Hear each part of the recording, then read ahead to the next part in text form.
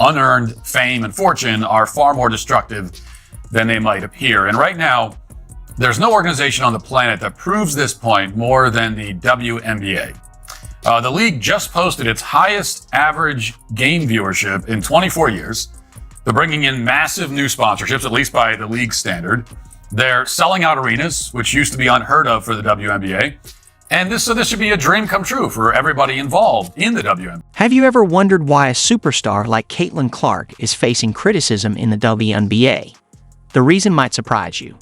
While the league's viewership has surged, player benefits have improved, and women's basketball has gained unprecedented attention, unexpected allegations from WNBA veterans have suddenly stirred controversy. The executives to the players to the reporters who, for their sins in a past life, have been cursed with the job of covering a women's basketball league, everyone should be overjoyed.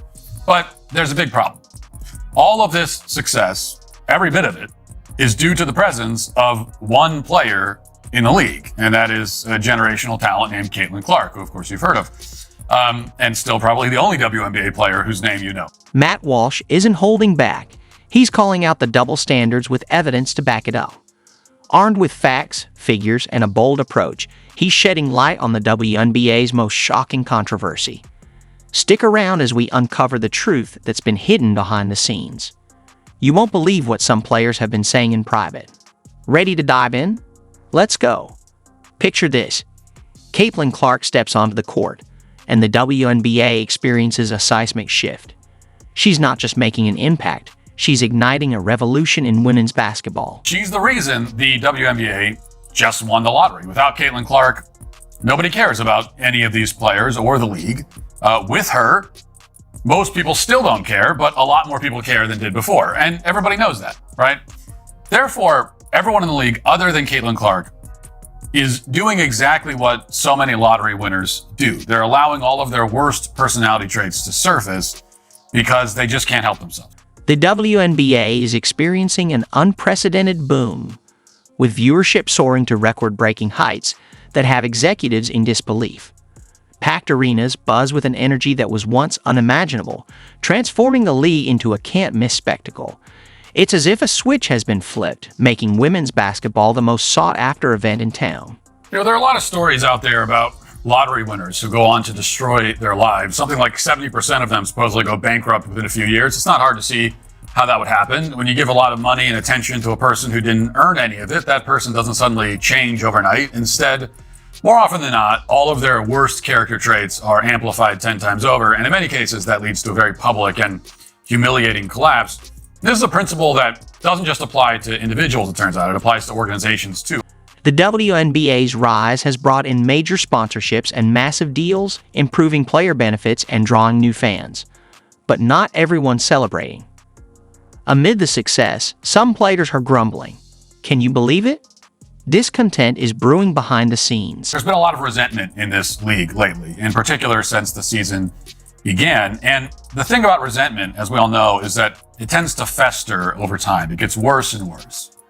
That's exactly what we're seeing now. It's definitely puzzling. On one hand, the league is finally getting the recognition it's long deserved, yet on the other, some players seem unhappy with the very success they've been pushing for. The million-dollar question is, are they jealous of Clark's rapid rise to stardom, worried about what this shift means for their careers, or is there something else happening behind the scenes? Race hysteria in the WNBA has somehow reached yet another inflection point.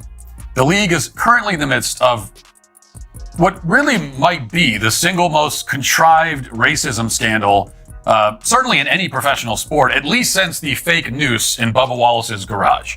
Specifically, a bunch of WNBA players have come out claiming that they've been victimized by racial slurs and other forms of racist attacks. Like, a lot of players are claiming this.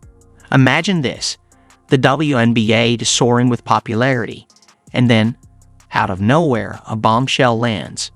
Explosive accusations of racism that threaten to unravel everything the league has worked for. It's like someone ignited a match in a room full of gasoline.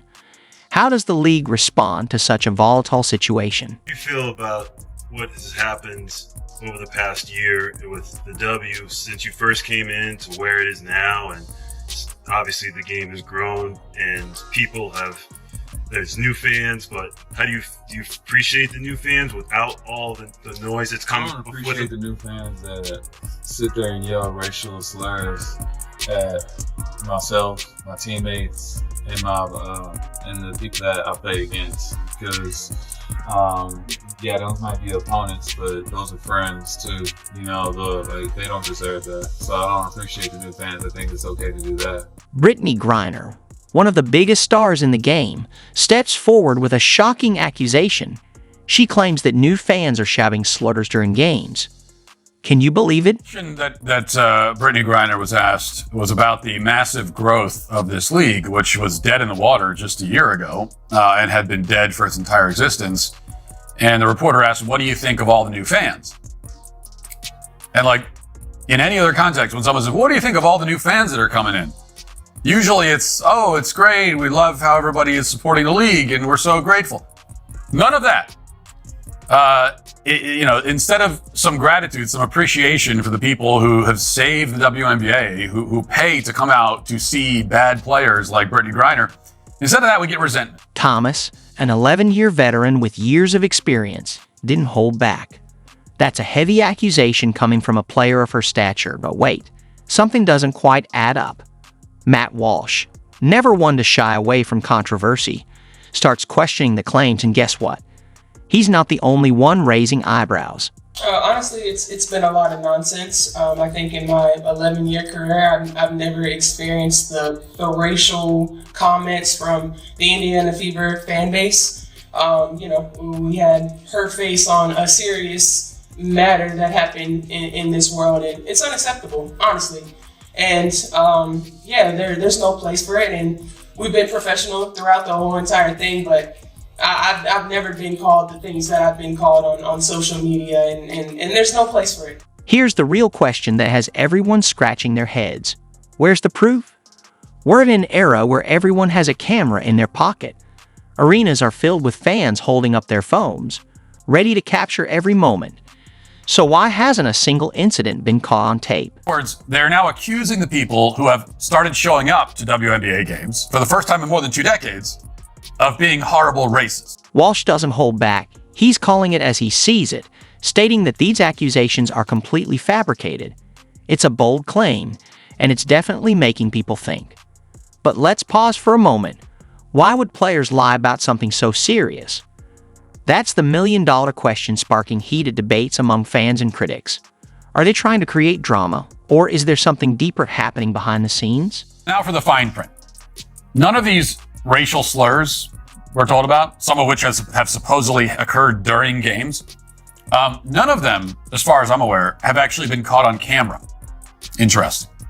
There's no visual or audio evidence that might substantiate any of this.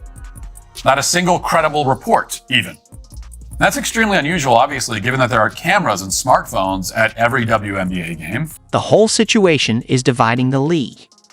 On one side, players feel victimized and are demanding action, while on the other, skeptics like Walsh are insisting on hard evidence before jumping to conclusions.